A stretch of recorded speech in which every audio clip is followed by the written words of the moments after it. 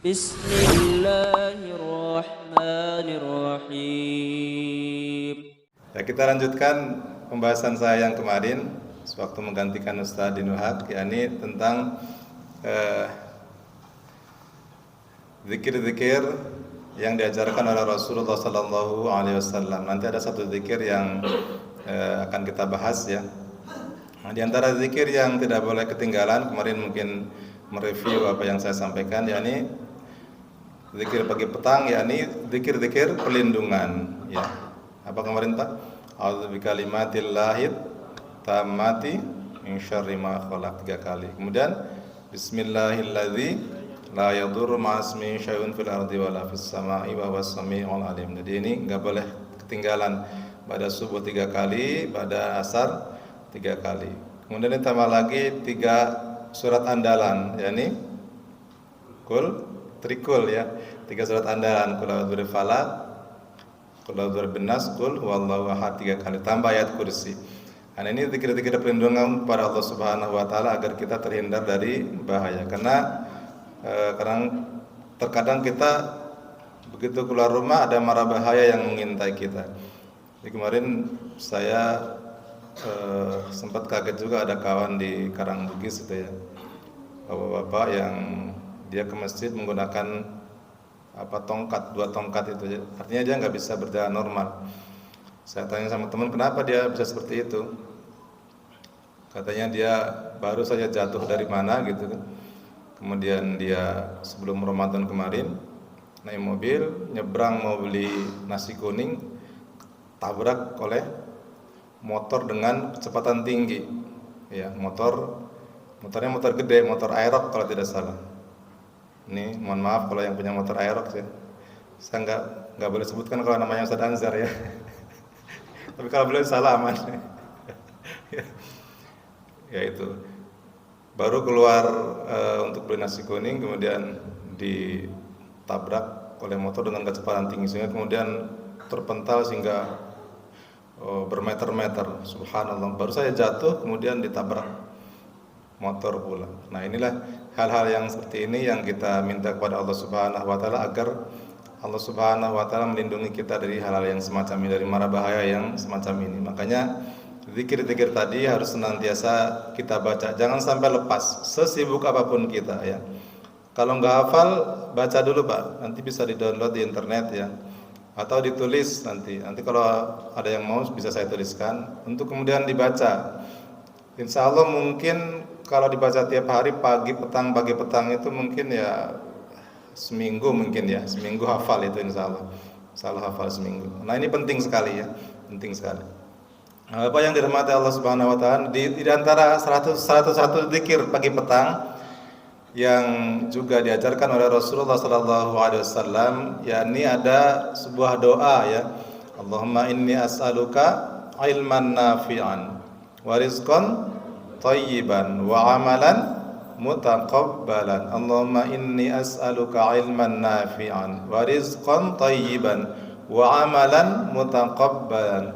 yakni kita meminta kepada Allah Subhanahu wa taala 3 hal. Yang pertama, ilmu yang bermanfaat. Kemudian yang kedua, rizki yang baik. Dan yang ketiga, amal-amal yang diterima oleh Allah Subhanahu wa taala. Nah, salah satu permintaan kita yang akan kita bahas dalam pertemuan pagi ini adalah wa amalan mutaqabbalan. Kita meminta kepada Allah Subhanahu wa taala agar amal-amal kita diterima. Ya. Kenapa demikian?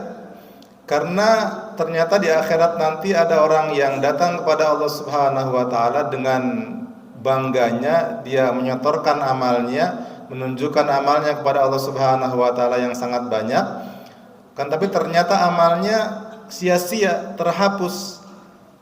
Tidak direkeng lah kalau bahasa kita barangkali ya, oleh Allah Subhanahu wa taala ya. Tidak direkeng oleh Allah Subhanahu wa taala. Makanya doa-doa ini sangat penting. Allahumma inni as'aluka ilman nafi'an wa rizqan thayyiban wa amalan mutaqabbalan. Atau doa-doa yang sering kalau saudara-saudara kita di masjid yang lain itu kan ada tuh ya, ada yang sebelum witir, ada yang setelah witir, setelah salat tarawih itu. Panjang doanya mereka. Gimana doanya? Allahumma rabbana taqabbal minna salatana wa siyamana wa ruku'ana wa sujudana wa tamim taksir, dan panjang tuh doanya ya. Intinya permintaan kepada Allah Subhanahu wa taala agar rukuknya diterima, salatnya diterima, siyamnya diterima, sujudnya diterima. Atau doa yang diajarkan oleh Nabiullah Ibrahim alaihissalam di surat Al-Baqarah. Setelah Nabiullah Ibrahim dan Nabi Ismail membangun Ka'bah, kemudian mereka berdoa. Doanya gimana? Agar amal mereka diterima. Rabbana taqabbal minna innaka antas sami'un alim wa tub 'alaina innaka antat tawwabur rahim. Nanti bisa dibuka di surat Al-Baqarah ya. Rabbana taqabbal minna innaka antas sami'un alim. Intinya meminta kepada Allah Subhanahu wa taala agar amalnya diterima. Kenapa demikian? Sebagaimana yang saya sebutkan tadi, ada orang di akhirat nanti. Wa qadimna ila ma 'amilu min 'amalin faj'alnahu haba'an mansura. Sengaja saya keraskan biar enggak ngantuk ya. Wa qadimna ila ma 'amilu min 'amalin, kata Allah Subhanahu wa taala di surat Al-Furqan, dan akan kami perlihatkan amal-amal yang selama ini mereka kerjakan. Kami hadapkan kepada mereka amal-amal yang selama ini mereka kerjakan. Sehingga setelah mereka berbangga dengan banyaknya amal yang mereka lakukan, seolah-olah dia berkata, "Ya Allah, inilah amalku yang sangat banyak ya Allah." Dia merasa pede dengan banyaknya amalnya dia ya. Ya Allah, inilah amalku yang sangat banyak ya Allah. Aku pada bulan Ramadan tahun ini setiap hari membaca Al-Quran. Berapa juz Pak? Berapa? 2. Ada yang 2, ada yang 3, ada yang 1 juz ya. Ya Allah, inilah amalku yang sangat banyak ya Allah. Aku telah bersedekah di bulan Ramadan tahun ini dalam satu hari berapa ribu Pak? 1.000. Wah, jangan kalau 1.000 ya. 100.000 misalnya, atau 50.000, atau ya sesuai kemampuan ya, atau 5.000. Ya Allah, inilah amalku ya Allah. Aku telah sholat sunnah, sholat wajib, sholat sunnah di bulan Ramadan berapa rakaat? Witir berapa? Tarawih dengan witir 11. Kemudian tadi malam 8. Berarti berapa itu? 19. Tambah lagi surat-surat sunnah yang lainnya. Ya Allah, inilah amalku ya Allah. Aku telah haji berkali-kali. Bahkan aku ketika nggak dipanggil Pak Haji, nggak mau nengok. Ya Allah, aku telah umrah berkali-kali. Dia merasa pede, merasa bangga dengan banyaknya amal yang dia kerjakan. Tapi kemudian kata Allah Subhanahu wa taala apa? Faja'alnahu haba'an mansura. Kami jadikan amal-amal dia itu bagaikan debu-debu yang berterbangan, bagaikan debu yang ditiup oleh angin ya. Sirna, sia-sia, terhapus, dan tidak ada nilainya di sisi Allah Subhanahu wa taala. Sebagaimana tadi saya bilang, kalau bahasa Jawa bilang tidak direkang barangkali ya oleh Allah Subhanahu wa taala. Amalnya sia-sia. Kenapa demikian? Karena kata para ulama, dia melakukan perbuatan-perbuatan, dia melakukan hal yang kemudian itu bisa membuat nilai dari amal yang dia kerjakan terhapus dan tidak ada nilainya di sisi Allah Subhanahu wa taala. Zong ya. Beramal sangat banyak kan, tapi zong nilainya, tidak ada nilainya di sisi Allah Subhanahu wa taala. Nah, apa saja amal-amal? Apa saja perbuatan, apa saja hal yang bisa menghapus amal kita? Ada banyak diantaranya ya, banyak sekali. Ada beberapa. Nah, pada kesempatan pagi ini kita akan sebutkan 3 hal saja. Yang pertama adalah hal yang bisa menghapus amal kita adalah, sudah barang tentu tidak lain dan tidak bukan adalah asyirku billah, yakni menyekutukan Allah Subhanahu wa taala. Menyekutukan Allah Subhanahu wa taala, menduakan Allah Subhanahu wa taala. Ya, dia menyembah kepada Allah Subhanahu wa taala, beribadah kepada Allah Subhanahu wa taala di satu sisi, akan tapi di sisi yang lain dia juga beribadah kepada yang lain. Nah, inilah Para ulama telah sepakat bahwasanya ini adalah dosa yang paling besar, dosa yang sangat berbahaya. Ibarat virus itu adalah virus yang sangat-sangat mematikan, melebihi mematikannya virus apa kemarin? Covid, virus corona ya, Covid-19, melebihi mematikannya itu. Kenapa? Karena kalau virus corona dia hanya membuat sengsara manusia di dunia saja. Itu pun kalau benar-benar ada ya. Itu hanya mematikan, hanya membuat sengsara manusia di dunia saja. Apa kemarin tuh Pak ciri-cirinya? Konon ada yang pernah merasakan tuh, sesak napas, kemudian apa lagi? Penciumannya hilang gitu ya, dia penciumannya hilang, sampai-sampai kalau ditanya sama istri tentang masakannya nggak ada yang berani jawab katanya. Karena kalau menjawab langsung dibawa ke rumah sakit ya. Semua makanannya katanya nggak ada rasanya ya. Gitu ya. Kalau virus Covid-19 hanya membuat sengsara manusia di dunia, menyusahkan manusia di dunia saja. Akan tetapi kalau syirik ini sudahlah, di dunia dia sengsara, di akhirat pun dia sengsara. Virus yang sangat mematikan. Makanya kemudian Allah Subhanahu wa taala mewanti-wanti kita dalam banyak ayatnya di Al-Qur'anul Karim. Banyak sekali ayat tentang syirik yang harus senantiasa kita pelajari untuk kemudian kita hindari. Walaqad uhiya ilaika wa ilal ladzina min qablika la in asyrakta la yahbatanna 'amaluka wa la takunanna minal khasirin. Kata Allah Subhanahu wa taala, dan sungguh aku telah wahyukan kepada Muhammad dan kepada nabi-nabi sebelummu apa yang Allah wahyukan kepada Rasulullah sallallahu alaihi wasallam dan kepada para nabi, la in asyrakta la yahbatanna 'amaluka wa la takunanna minal khasirin. Kalau engkau berbuat syirik, maka pasti akan terhapuslah semua amal-amalmu dan engkau akan termasuk menjadi golongan orang-orang yang merugi. Nah, bayangkan jamaah yang dirahmati Allah Subhanahu wa taala. Saya sering sampaikan rasanya di majelis ini ya. Ini ayat ini letaknya adalah peringatan kepada Nabi kita Rasulullah sallallahu alaihi wasallam, seorang yang mulia, seorang yang tidak mungkin beliau berbuat syirik. Mungkin Rasulullah nggak mungkin berbuat syirik. Kita harus yakin itu. Jangankan berbuat syirik, berbuat dosa besar saja nggak mungkin. Jangankan berbuat dosa besar, berbuat dosa kecil saja beliau tidak mungkin, karena beliau adalah seorang yang maksum, yang terjaga dari dosa.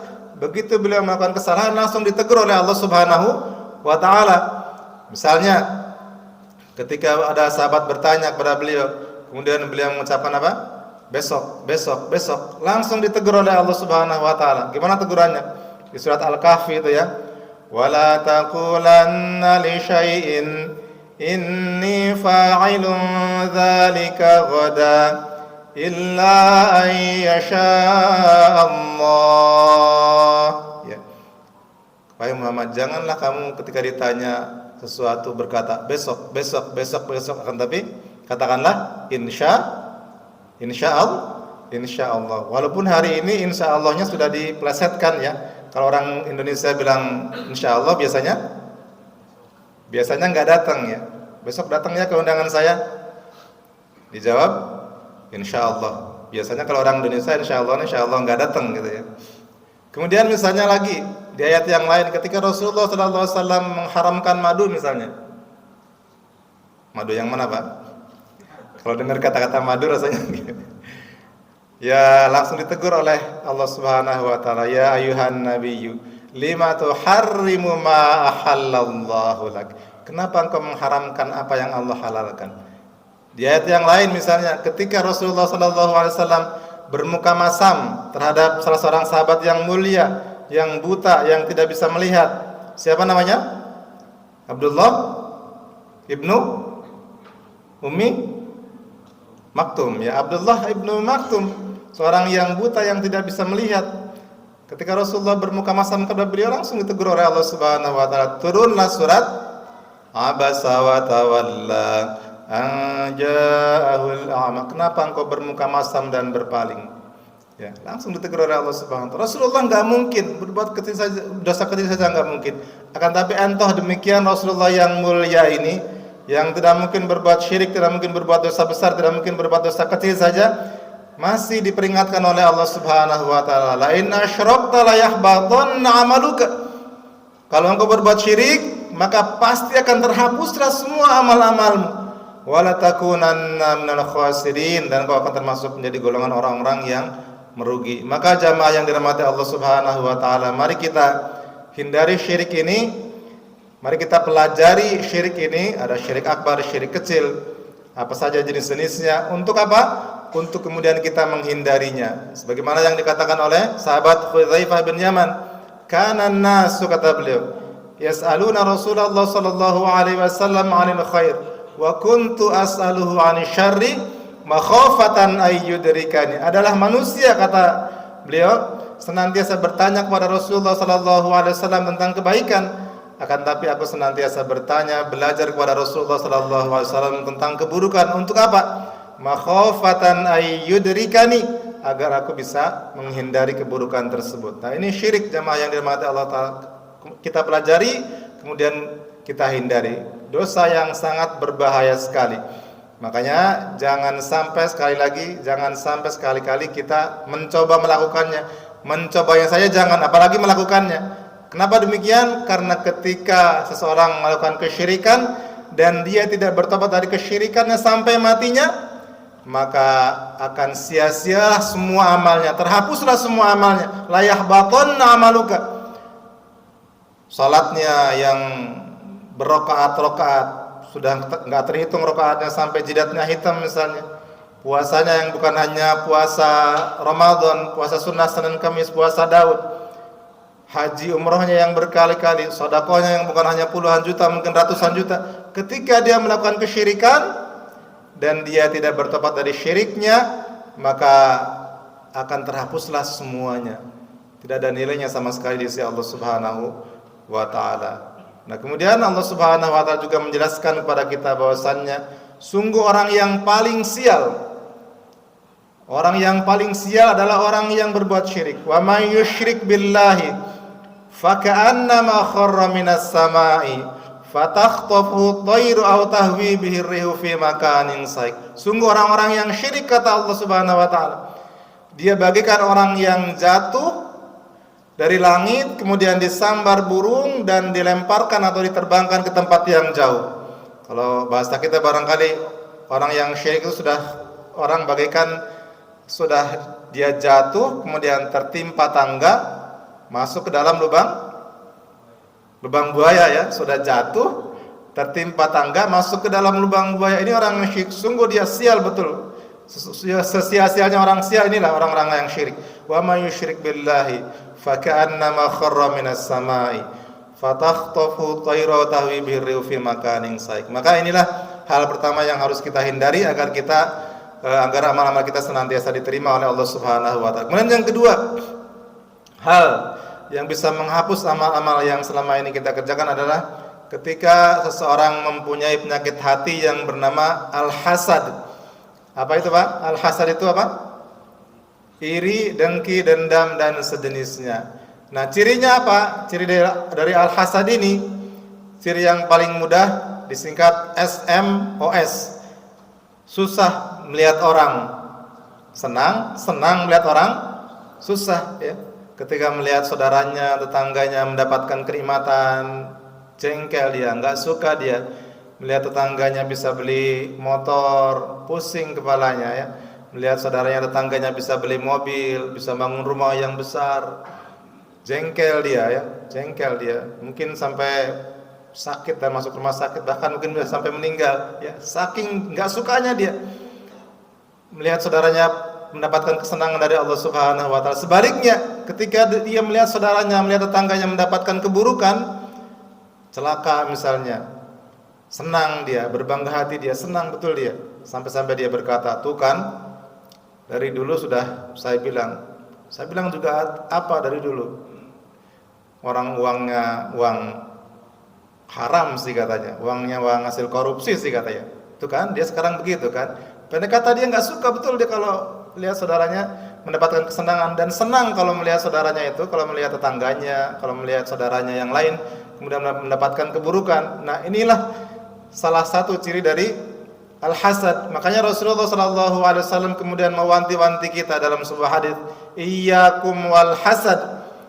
Berhati-hatilah kalian terhadap yang namanya hasad. Kenapa demikian?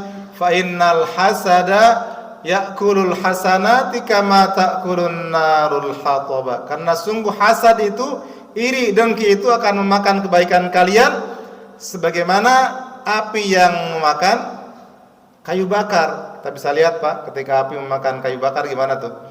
Apalagi kayu bakarnya sudah kering ya. Sebentar saja kemudian akan terbakar, kemudian hangus menjadi abu, dan kemudian diterbangkan, ditiup oleh angin, sirna ya. Demikian juga ketika seorang mempunyai penyakit hati yang bernama hasad ini, maka amal-amal kebaikannya kemudian akan dibakar oleh penyakit hati yang bernama hasad ini. Makanya kemudian mungkin kita pernah mendengar keutamaan seorang sahabat ya, yang dia amalnya biasa-biasa saja. Rasa-rasanya kita sering mendengar cerita ini ya, tentang salah seorang sahabat yang dia amalnya biasa. Ketika kata Rasulullah SAW, huwa min ahli jannah, dia termasuk salah satu calon penghuni surga. Ada salah seorang sahabat yang penasaran sehingga kemudian dia singkat cerita nginep 3 hari di rumahnya. Ada yang mengatakan sahabat ini adalah Amr bin As. Ya, dia nginep 3 hari di rumahnya. Kemudian ketika dilihat, ini amalannya kok biasa-biasa saja, sholat malam juga tidak, baca Qur'annya juga biasa-biasa saja. Dia penasaran. Kemudian ketika di hari ketiga dia bertanya, tahukah engkau bahwasanya engkau termasuk orang yang dikatakan oleh Rasulullah SAW sebagai calon penghuni surga? Kan tapi saya, kalau bahasa kita barangkali, tapi saya tidak melihat amalan yang istimewa pada dirimu. Maka kira-kira apa yang menyebabkan kemudian kamu dikatakan oleh Rasulullah SAW sebagai salah seorang calon penghuni surga? Maka kemudian orang ini kemudian berkata, inni abitu wa laisa fi qalbi ghillun wala dhillun li ahadin minal muslimin. Ya, inilah amalannya dia. Aku tidur, kata dia, dan sebelum tidur telah aku maafkan semua kesalahan orang-orang muslim. Tidak ada sedikit pun ghillun wala dhillun, tidak ada sedikit pun dalam hatiku rasa iri, dengki, dendam terhadap orang-orang muslim. Nah, inilah yang kemudian membuat dia menjadi salah satu calon penghuni surga. Kemudian kita juga diajarkan oleh Allah Subhanahu wa taala sebuah doa agar kita terhindar dari penyakit ghil ini, agar kita terhindar dari penyakit hasad ini. Sebuah doa di surat Al-Hasyr. Nanti bisa dibuka di rumah ya. Surat Al-Hasyr ayat yang keberapa itu? Walladzina yaquluna rabbana ighfir lana wa li ikhwanina alladzina sabaquna bil iman ولا تجعل في قلوبنا غلا للذين آمنوا ربنا إنك رؤوف رحيم. Surat Al-Hasyr ayat yang ke-10. Nanti bisa dibuka di rumah ya. Surat Al-Hasyr ayat yang ke-10 nanti dihafalkan. Rabbana ighfir lana wa li ikhwanina alladzina sabaquna bil iman. Ya Allah, ya Rabbi, ampunilah dosa-dosa kami dan dosa orang-orang yang telah mendahului kami dalam keimanan. Wala taj'al fi qulubina ghillan lil ladzina amanu. Dan janganlah ya Allah engkau jadikan dalam hati kami ghil, rasa iri, dengki, dendam, permusuhan terhadap orang-orang yang beriman. Nah, inilah jamaah yang dirahmati Allah taala. Hal yang kedua yang bisa menghapus amal-amal kita, yakni ketika seorang mempunyai penyakit hati yang bernama hasad. Kemudian yang ketiga, hal yang juga bisa menghapus amal kita adalah ketika seseorang tidak ikhlas dalam beramal, niatnya dalam amalnya bukan untuk mencari ridha Allah Subhanahu wa taala, akan tapi hanya untuk mendapatkan sedikit dari kesenangan dunia semata. Misalnya apa? Misalnya ketika seorang membaca Al-Qur'an, niatnya dalam hatinya hanya karena ingin didengar oleh manusia, dikatakan oleh orang lain, oh si fulan bagusnya suaranya, si fulan bagusnya baca Qur'annya ya. Misalnya apalagi ketika seorang bersedekah misalnya, niat dari awalnya hanya karena ingin dikatakan oleh orang lain sebagai seorang yang dermawan, oh si fulan memang seorang yang dermawan, oh si fulan seorang yang ahli sedekah.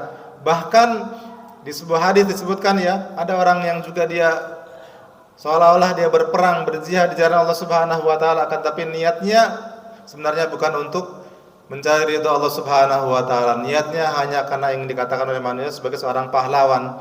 Maka orang-orang yang seperti ini kata Allah Subhanahu wa taala di surat Hud, "Man kana yuridul hayatad dunya wa zinataha, nuwaffi ilaihim a'malahum fiha wa hum fiha la yubkhasun."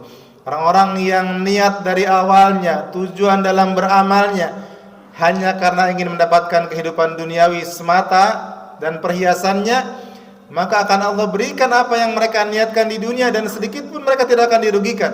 Mungkin di dunia mereka mendapatkan pujian dari manusia, mungkin di dunia mereka mendapatkan sanjungan dari orang lain, akan tapi ulaikal ladzina laisa lahum fil akhirati illan nar wa habita ma sana'u fiha wa batilum ma kanu ya'malun. Orang-orang yang demikian, orang-orang yang niat dalam amalnya bukan untuk mencari ridha Allah Subhanahu wa taala, nanti di akhirat ulaikal ladzina laisa lahum fil akhirati illan nar.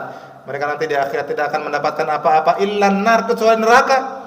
Wa habita ma sana'u fiha, dan akan terhapuslah apa yang mereka usahakan. Wa batilum, dan batallah, sia-sialah, sirnalah amal-amal yang selama ini mereka kerjakan. Bukankah kita sering mendengar ya sebuah hadis tentang 3 golongan manusia yang pertama kali Allah campakkan ke dalam neraka? Siapa mereka? Ternyata mereka bukanlah pezina, Pak. Ternyata mereka bukanlah peminum khamar. Ternyata mereka bukanlah pemakan riba. Bukan berarti kita meremehkan dosa ini, bukan ya. Ini juga dosa yang sangat besar yang harus kita hindari ya. Kan tapi ternyata bukan mereka orang yang pertama kali Allah campakkan ke dalam neraka. Siapa mereka? Justru mereka adalah orang yang ketika di dunia melakukan amal-amal yang utama. Yang pertama, orang yang suka membaca Al-Quran siang dan malam. Yang kedua, orang-orang yang suka bersedekah siang dan malam. Yang ketiga, orang-orang yang berperang ya, sampai berdarah-darah sampai mati ya, melawan orang kafir, berperang seolah-olah berperang fisabilillah. Nah, kenapa kemudian mereka orang-orang yang pertama kali dicampakkan oleh Allah Subhanahu wa taala dalam neraka? Karena niatnya ya, karena niatnya yang salah. Mereka membaca Al-Qur'an akan tapi hanya karena ingin dipuji oleh manusia. Mereka bersedekah hanya karena ingin dipuji oleh orang lain. Mereka berperang hanya karena ingin dikatakan oleh orang lain sebagai seorang pahlawan. Nah, inilah yang kemudian membuat mereka menjadi orang-orang yang pertama kali Allah campakkan ke dalam neraka. Maka mari kita ikhlaskan niat kita dalam beramal ya. Wa ma umiru illa liya'budullaha mukhlishina lahuddin. Karena syarat diterima amal adalah ada 2, yakni yang pertama adalah niatnya harus ikhlas karena Allah Subhanahu wa taala, kemudian yang kedua harus mutabaah, mencontoh Rasulullah sallallahu alaihi wasallam. Nah, inilah jamaah yang dirahmati Allah Subhanahu wa taala, 3 hal yang harus senantiasa kita perhatikan agar kemudian amal-amal kita direken dan diterima oleh Allah Subhanahu wa taala ya. Yang pertama, apa tadi Pak? Hal yang bisa membatalkan amal kita? Syirik ya, asyirku billah, menyekutukan Allah Subhanahu wa taala. Kemudian yang kedua, hasad ya, iri, dengki, dendam. Kemudian yang ketiga, tidak ikhlas ya, atau riya ya, tidak ikhlas dalam beramal. 3 hal ini ya, syirik, kemudian hasad, dan yang ketiga tidak ikhlas dalam beramal. 3 hal inilah yang harus senantiasa kita hindari agar amal-amal kita diterima oleh Allah Subhanahu wa taala. Kita berdoa kepada Allah Subhanahu wa taala dengan doa yang tadi saya sampaikan di awal ya, agar amal-amal kita senantiasa diterima oleh Allah Subhanahu wa taala. Doanya tadi gimana, Pak? Allahumma inni as'aluka ilman nafi'an wa rizqan thayyiban wa amalan mutaqabbalan. Kemudian Rabbana taqabbal minna innaka antas Sami'un alim, matub alaina innaka antat tawwabur rahim. Nah, kita berdoa kepada Allah Subhanahu wa taala, mudah-mudahan amal-amal kita di bulan Ramadan terkhusus tahun ini diterima oleh Allah Subhanahu wa taala. Amin ya rabbal alamin. Demikian, mudah-mudahan bermanfaat. Kita tutup dengan doa kafaratul majlis. Subhanakallahumma rabbana bihamdika asyhadu an la ilaha illa anta astaghfiruka wa atubu ilaik. Wassalamualaikum warahmatullahi wabarakatuh.